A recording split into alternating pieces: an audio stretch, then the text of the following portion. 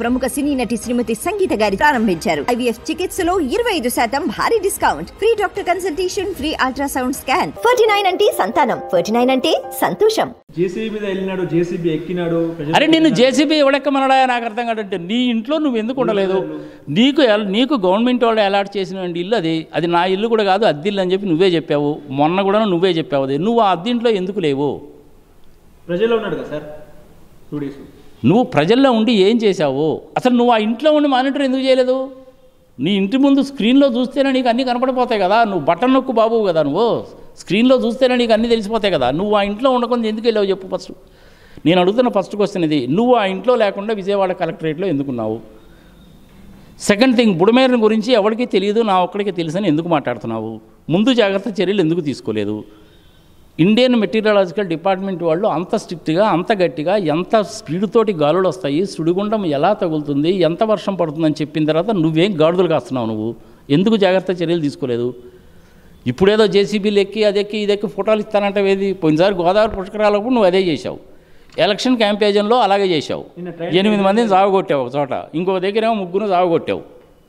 చేసే పనులన్నీ తప్పుడు పనులు. ఇప్పుడు చేయాల్సింది ఏంటంటే, వీళ్ళు వాళ్ళని విమర్శించుకోవడం, వాళ్ళు వీళ్ళని విమర్శించుకోవడం కాదు. మనకు కావాల్సిన విమర్శ కాదు, ప్రజలని ఎట్లా సేవ్ చేయాలి, ఇందులో తప్పు ఎవరిది తర్వాత చూద్దాం.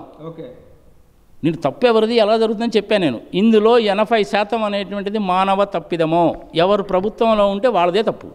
మిగిలిన 25% అనేటువంటిది ప్రపంచం మొత్తాన్ని తప్పు. ఆ ప్రపంచం ఎఫెక్ట్ అనేది మన మీద పడింది. నువ్వు ఇప్పుడు ఏ దేశాన్ని తిడతావు?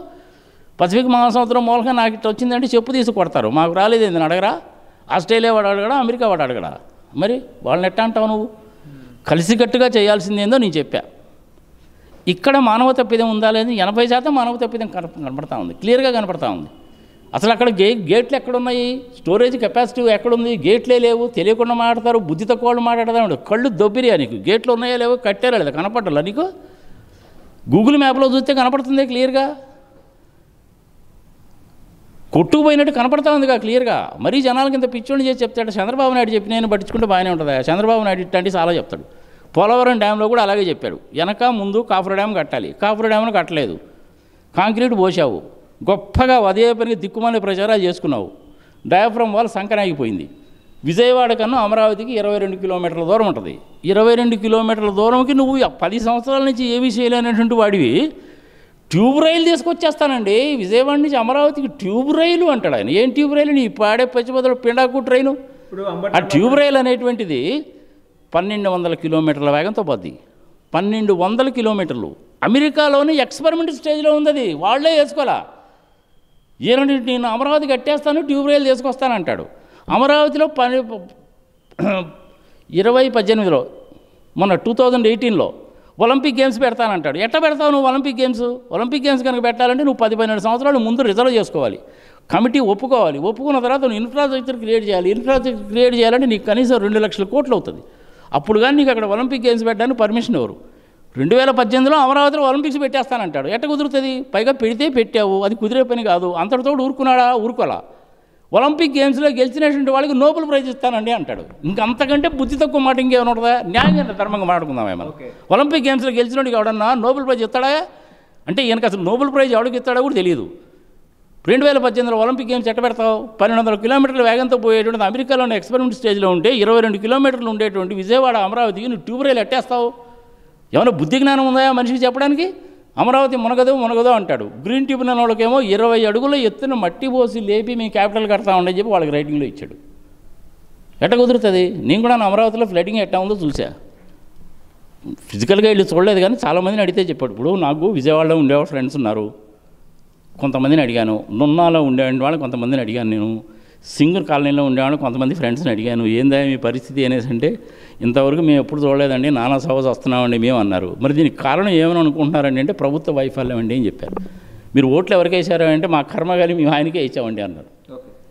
ఇప్పుడు ఎవడు ఊహించడు కదబ్బా, ఇది ఇంత చెడు వస్తుందని ఊహించడు, కానీ కొంతవరకు నివారించవచ్చు. ఆ బండ ఏదైతే ఉందో ఇది బుడమేరు వాగుకు సంబంధించింది. అసలు బుడమేరు వాగు అనే పేరు ఎట్టా వచ్చింది ప్రజలకు కూడా తెలియాలిగా. చిన్న వాగు, బుడ్డవాగు. మనం ఇంట్లో పిల్లల్ని ఏమని పిలుచుకుంటాం? మనం బుడ్డోడు, సన్నీ, బొన్నే ముద్దు పేరు పెట్టి పిలుచుకుంటాం. అలాంటిదే ఇది కూడా. కృష్ణా రివర్లోనే వచ్చి కలుస్తుంది. హెవీగా వస్తే ఇది ప్రాబ్లం. అక్కడ రెగ్యులేటర్ అనేటువంటిది 10-12 క్యూసెక్కుల కంటే కూడా ఎక్కువ తట్టుకోలేదు, 1000 క్యూసెక్కులు. ఒక్కసారి 60,000 క్యూసెక్కులు వాటర్ వస్తే ఎవడు కూడా ఆపలేడు దాన్ని. అలాంటప్పుడు నువ్వేం చేయాలి? కొల్లేరులోకి పంపించాలి.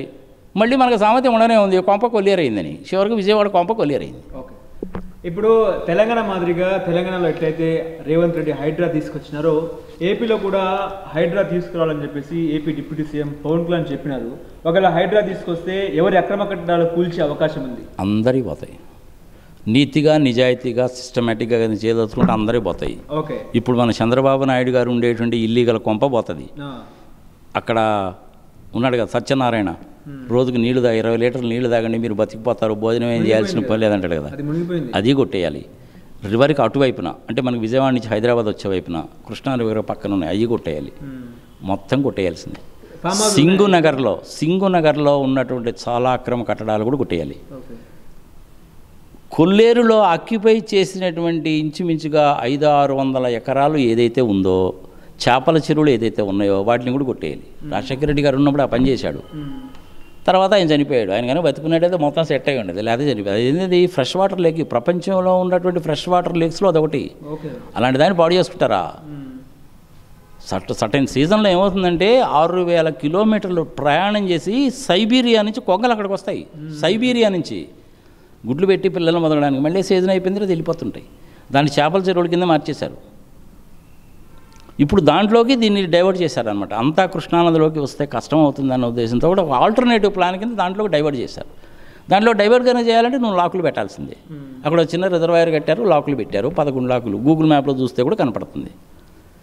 ఇటు పక్కగా నీళ్ళు కనుక వస్తే ఏమవుతుందంటే ఆ లాకులు ఎత్తేస్తే కృష్ణా రివర్లోకి కనుక రావాలి అనే పని అయితే ఇక్కడ కృష్ణా రివర్లో ఎక్కువైంది కాబట్టి నీళ్ళు వెనక్కి తంతాయి. అందుకని చెప్పి ఏం చేశారు, ఆ లాకులు వదిలిపెట్టేసరికి ఇటు పక్కకు వచ్చేసింది. ఆ ఫోర్స్కి తట్టుకోలేక గండ్లు పడ్డాయి.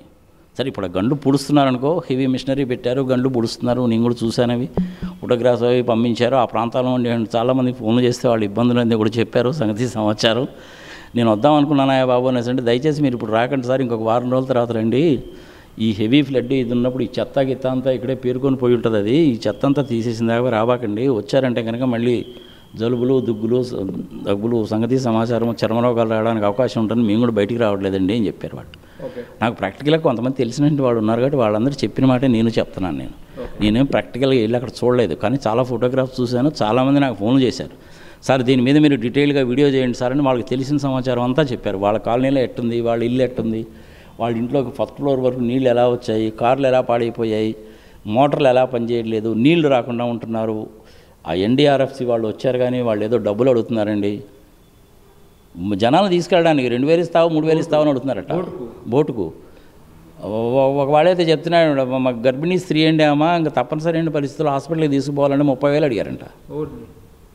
వాళ్ళే చెప్తున్నారు ఆ సంగతి. ఇదంతా హైదరాబాద్లో కూర్చున్నా నాకేం తెలుస్తుంది, కానీ వాళ్ళు చెప్పింది ఎంతవరకు నమ్మొచ్చు నువ్వు అనేసి అంటే నమ్మదగినటువంటి వ్యక్తులు వాళ్ళు, పర్ఫెక్ట్ ఇన్ఫర్మేషన్ ఇచ్చే వ్యక్తులు. వాళ్ళకేం అవసరం, వాళ్ళ అబద్ధం ఎందుకు చెప్తారో, ఉన్న ఫ్యాక్ట్ ఏదో చెప్పారు. మనము చూస్తూనే ఉన్నాం. చంద్రబాబు నాయుడు గారు ఏదో జేసీబీల మీద ఎక్కి, ట్రాక్టర్ల మీద ఎక్కి, బోట్లు ఎక్కి, ఆహా నేను చేస్తున్నాను సంగతి సమాచారం అనేసి అంటే, తీసుకోవాల్సిన ముందు జాగ్రత్తలు కనుక తీసుకొని ఉంటే నువ్వు ఇప్పుడు జేసీబీ ఎక్కే పని ఉండేది కాదు. విజయవాడలో జనాలు అంతచేటి ఇబ్బంది పడేవాళ్ళు కాదు. ఈ ప్రాబ్లమ్స్ అనేటువంటిది అప్పుడప్పుడు వస్తున్నాయని చెప్పి గత ప్రభుత్వాలు కూడాను చేయాల్సినంత చేశాయి. ఇంత హెవీ రెయిన్స్ వస్తాయని చెప్పి అయితే ఎవడో అయితే ఎక్స్పెక్ట్ చేయడు. కానీ ఇండియన్ మెటీరియలాజికల్ డిపార్ట్మెంట్ వాళ్ళు, ఇస్రో వాళ్ళు, గవర్నమెంట్ ఆఫ్ ఇండియా వాళ్ళు, గవర్నమెంట్ ఆఫ్ అమెరికా వాళ్ళు ఇన్ఫర్మేషన్ ఇచ్చి జాగ్రత్త పడండి అని చెప్పిన తర్వాత జాగ్రత్తగా పడకపోవడం అనేటువంటిది మానవ తప్పు, చంద్రబాబు నాయుడు గారి తప్పు. ఆయనే ప్రాపర్ డైరెక్షన్లు ఇచ్చి ఉండాలి. ఇప్పుడు ఏదో షో ఆఫ్ బిజినెస్ కోసం అని చెప్పి జేసీబీలు ఎక్కితేట. కొన్నిసార్లు చూసాం కానీ షో ఆఫ్ బిజినెస్ ఎట్టుంటుందో. గోదావరి పుష్కరాలు అప్పుడు చూడలేదా నీ షో ఆఫ్ బిజినెస్ ఏందో? కందుకూరులో చూడలేదా నీ షో ఆఫ్ బిజినెస్ ఏందో? 8 మందిని సాగుకొట్టావు ఆ ఎలక్షన్కి ముందు. గుంటూరులో కూడా ఫుడ్ ప్యాకెట్స్ ఇస్తున్నాం రండి అని చెప్పి 3 తెచ్చారుగా పులిహార ప్యాకెట్ల కోసమని. ఇదంతా ఆయన అధికారంలో లేనప్పుడు. ఇప్పుడు అధికారంలోకి వచ్చిన తర్వాత లాస్ట్ టైం అధికారంలో ఉన్నప్పుడు 30 మందిని సాగుకొడుతుంది. ఇప్పుడు ఎంతమంది చనిపోయారో తెలియదు. మా కృష్ణా జిల్లా కలెక్టర్ అమ్మాయి, ఆమె పేరు ఏదో ఉండాలి, ఇది సృజనానో సౌజన్యానో ఏదో ఉండాలి. మొన్న ఏదో ఒక మీటింగ్లో చెప్పింది బీబీసీ వాళ్ళతోటి.